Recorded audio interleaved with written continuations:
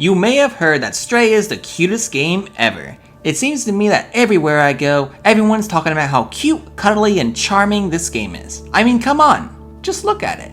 However, in this case, looks can be deceiving. I'm 1 Hour Gaming Reviews and I am on a quest to find the greatest game of all time. If this is the first of my videos you've seen, stick around to the end and I promise to earn that like. If it isn't, leave a comment so I know you exist. My expectations for Stray were fairly high. Being advertised as an immersive and cute, visually appealing game with a compelling storyline, as well as being the poster child for PlayStation Plus Extra, I finally decided to bite the bullet and give PlayStation my wallet to upgrade my account. So if Stray ends up being less than an 8 out of 10, I'll be absolutely devastated.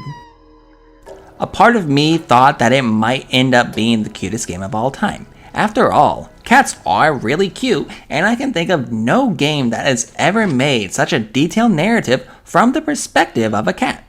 But these suspicions of mine were soon subverted as the game started to feel less and less like a cat experience and more like a traditional game experience where the player completes the usual trope quests seen in hundreds of other games, featuring repair the radio tower, save the scientist and acquire a new weapon, power up the train, rescue the hostage, break out of jail, and perhaps most importantly, bypass high-tech computer security with random acts of vandalism. Okay, I'm willing to give a pass on that last one, but nothing you say is ever going to make this look normal. Speaking of looks, let's talk a little bit about expectations and why this game is not the cutest game of all time. I didn't sign up for body horror when I bought a cat game. Why are there eyes on the walls? They're following me as I walk.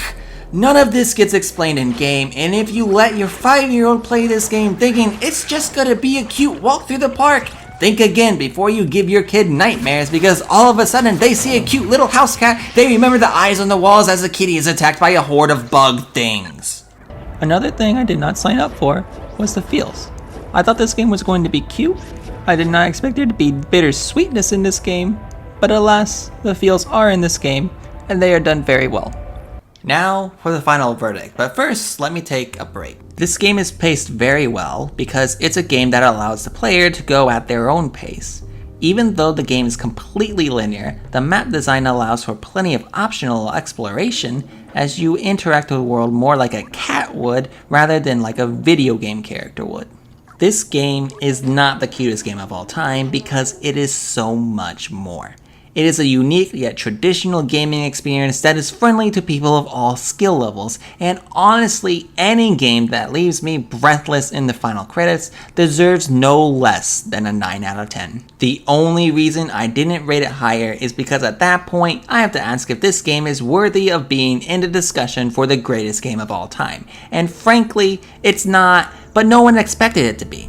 If you like cats, or if you like story-based exploration video games, this game is definitely one you should not miss, and it was certainly worth it for me to get PlayStation Plus Extra.